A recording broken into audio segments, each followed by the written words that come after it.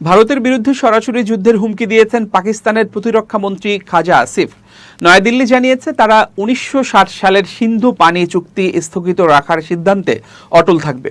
ওই কারণে ক্ষুব্ধ ইসলামাবাদ। খবর হিন্দুস্তান টাইমসের। খাজা আসিফ বলেছেন, পানি সংক্রান্ত নিরাপত্তা হুমকির মুখে পড়লে ইসলামাবাদ ভারতের বিরুদ্ধে সামরিক পদক্ষেপ নিতে পারে।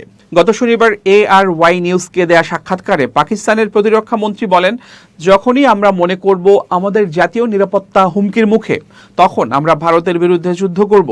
পাকিস্তানের শীর্ষ পর্যায় থেকে এই মন্তব্য আসে এমন সময় যখন ভারত 1960 সালের সিন্ধু পানি চুক্তি স্থগিত রাখার সিদ্ধান্তে অনড় রয়েছে। ভারত জানিয়েছে 2025 সালের এপ্রিল মাসে সংঘটিত এক হামলার পর এই সিদ্ধান্ত নেওয়া হয়। দিল্লি বলছে, পাকিস্তান সমর্থিত আন্তঃসীমান্ত সন্ত্রাসী কার্যক্রমের বিরুদ্ধে কার্যকর ব্যবস্থা না নিলে চুক্তি স্থগিত থাকবে। খাজা আসিফ অভিযোগ করেন, ভারত নাকি পানিকে অস্ত্র হিসেবে ব্যবহার করছে এবং নদীর প্রবাহ নিয়ন্ত্রণ করছে। এতে দেশটির প্রায় 1/3 মানুষ পানির অভাবে ক্ষতিগ্রস্ত। বিশেষ করে সিন্ধু ও বেলুচিস্তান অঞ্চলে পরিস্থিতি বেশি খারাপ। সরকারি তথ্য অনুযায়ী সিন্ধুর বিভিন্ন খালে পানির ঘাটতি তীব্র আকার ধারণ করেছে।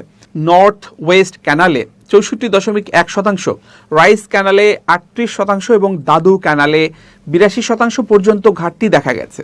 সুক্কুর ব্যারেজে পানির স্তর কমে যাওয়ায় স্থানীয় প্রশাসন ও নেতারা অর্থনৈতিক সংকট আরও গভীর হওয়ার আশঙ্কা প্রকাশ করেছেন।